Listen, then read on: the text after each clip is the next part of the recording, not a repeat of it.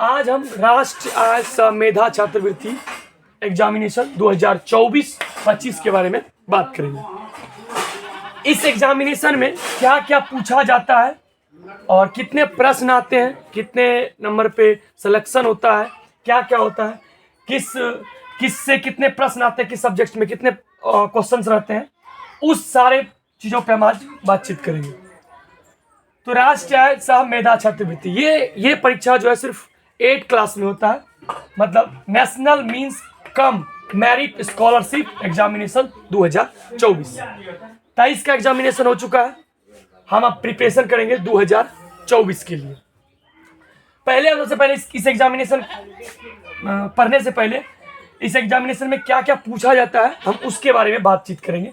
कितने प्रश्न किस से आता है, किस सब्जेक्ट से कितना प्रश्न आता है उसके बारे में बात करेंगे। कितना नंबर्स का होता है उसके बारे में बात करेंगे, और कितने नंबर से हम क्वालिफाई करेंगे उसके बारे में बात करेंगे।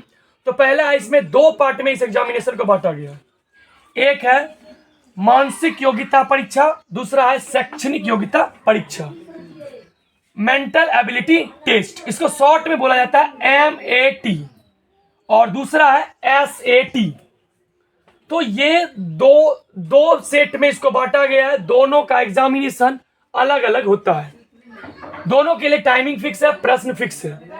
जैसे यदि हम बात करें मैट के बारे में बात करें, मानसिक योग्यता परीक्षा। मानसिक योग्यता परीक्षा का मतलब क्या होता है? मानसिक योग्यता परीक्षा मतलब मानसिक मतलब ब्रेन का टेस्टिंग। तो ये मेंटल एबिलिटी टेस्ट है, तो प्योर ब्रेन का टेस्टिंग होता है। और इसमें इस मैट में जो टोटल प्रश्न रहता है, इसमें कुल प्रश्नों की संख्या 90 है। कुल प्रश्नों की संख्या 90, और इसमें टाइम जो मिलता है कुल 90, यानी कि कहें तो एक प्रश्न पे 1 मिनट, एक प्रश्न पे 1 मिनट। टोटल क्वेश्चन हो गया 90 और टोटल टाइम हो गया 90 मिनट, यानी कि एक क्वेश्चन पे 1 मिनट। और मैट में जो सब्जेक्ट होता है वो है रीजनिंग। सबसे बड़ा प्रॉब्लम क्या है इस एग्जामिनेशन में, कि प्रॉब्लम तो कुछ नहीं है, लेकिन एक न्यू जो चैप्टर आता है वो है बच्चों के लिए रीजनिंग, 8 क्लास में रीजनिंग। और इधर जो सेट में जो होता है, सेट में विज्ञान, सामाजिक विज्ञान और गणित, इन सब के बारे में बच्चों को पहले से पता होता है। जो ये सब्जेक्ट है रीजनिंग का, ये सब्जेक्ट जो है ये उसके लिए न्यू हो जाता है, और इसमें क्वालिफाई करना थोड़ा सा उसके लिए प्रॉब्लम, क्योंकि ये जो होते हैं सब्जेक्ट, ये कंपटीशन के बच्चे जो क्वालिफाई एग्जाम देते हैं उस लेवल तक के क्वेश्चन को पूछा जाता है।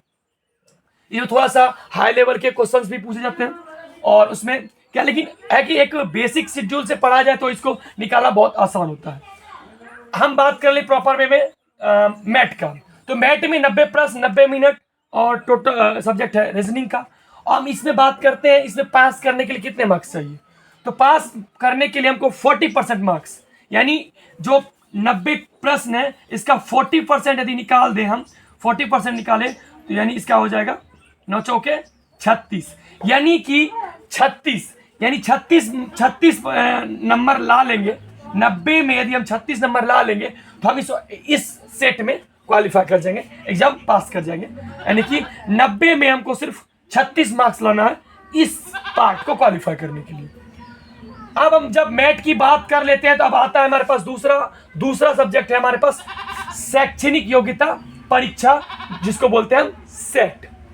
इसमें भी कुल 90 प्रश्न है, इसमें भी कुल 90 प्रश्न है।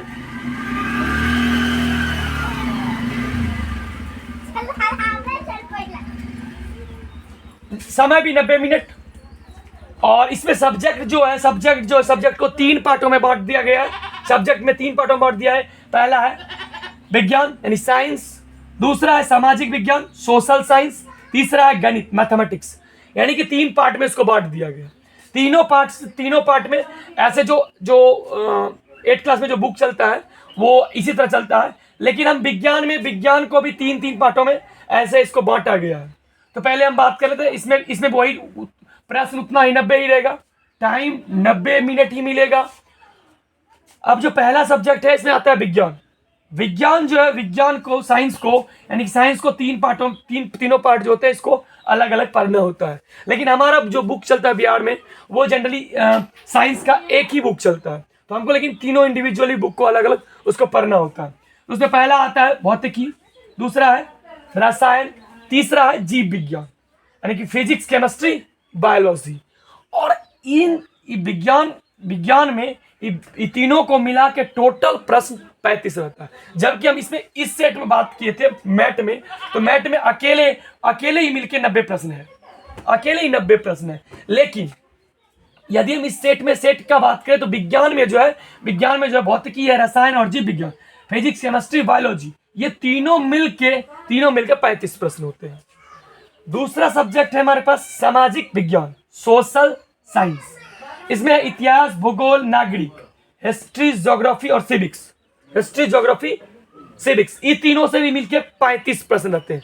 लेकिन बच्चों को कंफ्यूजन ये होता है कि हमारे क्लास में तो सामाजिक विज्ञान नहीं चलता है, हमारे क्लास में सामाजिक विज्ञान नहीं चलता है, इसको तीनों अलग अलग पार्ट में चलता है।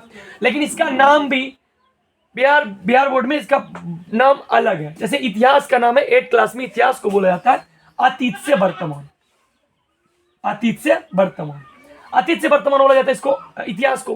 भूगोल को बोला जाता है हमारी दुनिया, और नागरिक को बोला जाता है सामाजिक, आर्थिक और राजनीतिक। ये इसका यहाँ नाम बोला जाता है। अब हम बात कर ले विज्ञान और सामाजिक विज्ञान, इसमें भी इससे भी 35 प्रश्न होता है, यानी 35 70 प्रश्न। अब आता है गणित, मैथमेटिक्स जो है, अकेले मैथमेटिक्स जो है इसमें 20 प्रश्न टोटल रहता है। थोड़ा सा मैथमेटिक्स एडवांस लेवल रहता है क्योंकि एग्जामिनेशन कंपटीशन बेस्ड है। तो मैथमेटिक्स में जो 20 अंक है, इस 20 अंक मिलकर टोटल कितना हो जाता है 35 70 20 90, यानी कि टोटल मिला के 90 प्रश्न। अब बात करें इस सेट में क्वालिफाई करने के लिए इसमें भी यानी कि सेट में भी वही रूल है 40% का। यानी कि हमको कहने का मतलब यदि इसमें 90 में 36 लाएंगे तो हम पास करेंगे, तो हम पास कर जाएंगे एग्जाम, यानी क्वालिफाई कर जाएंगे एग्जाम के लिए। और यदि इस 90 प्रश्न में यदि हम फिर 36 नंबर इधर भी ला लेते हैं तो फिर इधर भी हम क्वालिफाई कर जाते हैं। यानी कि हमको दोनों तरफ 36 इधर भी 36 इधर भी दोनों तरफ लाना अनिवार्य है। लेकिन यदि हम ऐसा सोचें कि 36 इधर 36 ना ला के इधर ही हम 36 टोटल कितना हो गया 36 और 36 का बात करें दोनों हो गया 72 यानी 72। यदि मेरे मन में आएगा कि यदि हम बात करें यदि इस सब्जेक्ट में मैथ में यदि मेरा आ गया 60 आ गया और इधर हम सेट में क्या बात करें 12 आ गया, दोनों जोड़ के तो 72 हो जाता है। लेकिन नहीं, क्वालिफाई हम एग्जामिनेशन नहीं करेंगे। क्यों? क्योंकि इसका जो पासिंग मार्क्स है 36 है और इसका भी पासिंग मार्क्स कितना 36 है, दोनों का पासिंग मार्क्स जो 36 है, तो 36 दोनों में लाना होगा। तो इसमें से इतने प्रश्न हैं। तो इसका बेनिफिट क्या है एग्जामिनेशन देने के बाद हमको एग्जामिनेशन, यदि हम एग्जामिनेशन 36 ला लिए क्वालिफाई कर गए तो इसका बेनिफिट क्या मिलेगा? तो गवर्नमेंट की तरफ से ये बहुत दिन से एग्जामिनेशन 2008 से करीब एग्जामिनेशन चलाया जाता है। तो लगभग टोटल और ओवरऑल बिहार में बात करें तो टोटल सीट्स की बात करें तो 5430 या 30 के कुछ करीब आसपास सीट है। इसमें 5400 कुछ आसपास सीट है टोटल बिहार में। तो इसमें से लगभग 40 से 50 हजार बच्चे हर साल फॉर्म भरते हैं, 40 से 50 हजार के आसपास फॉर्म बच्चे भरते हैं। बट इसमें जो है क्वालिफाई बच्चे मात्र 4400 बच्चे ही कर पाते हैं और बाकी बच्चे क्या होते हैं, फिर बाकी सीट भी खाली रह जाता है। तो इससे क्या होता है, इससे एक है कि एग्जामिनेशन क्वालिफाई करना आसान है। यदि हम 36 भी लाते हैं तो एग्जाम क्वालिफाई कर जाएंगे। क्यों? क्योंकि सीट से कम बच्चे ही पास करते हैं। तो ये नहीं कि टफ है एग्जामिनेशन निकालना। हाँ, अब क्या हुआ कि इसमें जो इतने बच्चे फॉर्म भरते हैं इतना सीट से भी आ रहा है। और रही बात इसमें जो अब बेनिफिट क्या मिलता है, तो गवर्नमेंट इसमें पर मंथ 1000 रुपए, पर मंथ 1000 रुपए जो है गवर्नमेंट स्टूडेंट को स्कॉलरशिप के रूप में देती है। यानी कि 1000 रुपए एक मंथ का, 1000 रुपए एक मंथ का, यानी कि साल का 12000 रुपए। ये टोटल 4 वर्ष तक मिलता है, 4 वर्ष तक मिलता है। यानी कि मल्टीप्लाई करें तो यानी कि एक साल का हो गया 12000 और मल्टीप्लाई 4 यानी कि बच्चों के 48000 रुपए टोटल गवर्नमेंट इसको बच्चे को पढ़ने के लिए स्कॉलरशिप के रूप में देती है। तो इस एग्जाम करना सिर्फ इतना ही है कि इसमें एक चीज और है कि इसमें विज्ञान और सामाजिक विज्ञान और गणित, तो इसमें से हिंदी और संस्कृत और इंग्लिश, ये 3 सब्जेक्ट को नहीं लिया जाता है। ये 3 सब्जेक्ट को हटा दिया गया है इस एग्जामिनेशन में, 3 सब्जेक्ट को नहीं रखा गया है। बाकी जो है इतने सब्जेक्ट से एग्जामिनेशन में आते हैं, और ये नहीं कि एग्जामिनेशन हार्ड होता है, ईजी होता है।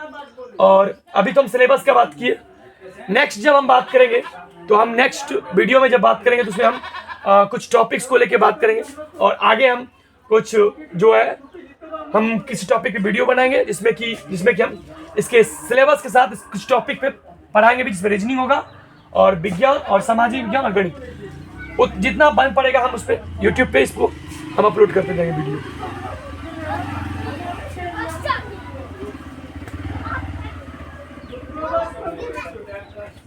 इसमें जो हम बात करेंगे, इसमें जो मैक्सिमम जो होगा टॉपिक हमारा, पहले हम स्टार्टिंग जो करेंगे यूट्यूब पे वो हमारा रहेगा हमारा रीजनिंग का टॉपिक, क्योंकि रीजनिंग का टॉपिक सबसे बेसिक प्रॉब्लम है बच्चे का, वो रीजनिंग का टॉपिक पहले स्टार्ट करेंगे। क्योंकि मैथ्स का किस तरह एग्जामिनेशन में आता है, क्योंकि बहुत बच्चे का प्रश्न ये होता है कि एग्जामिनेशन तो बहुत बच्चे थे, क्वालिफाई करना बहुत, क्योंकि क्वालिफाई के लिए इसको एक प्रोसेस से पढ़ना होगा, जो कि उपहार गाइड से पढ़ने से सिर्फ नहीं हो जाता।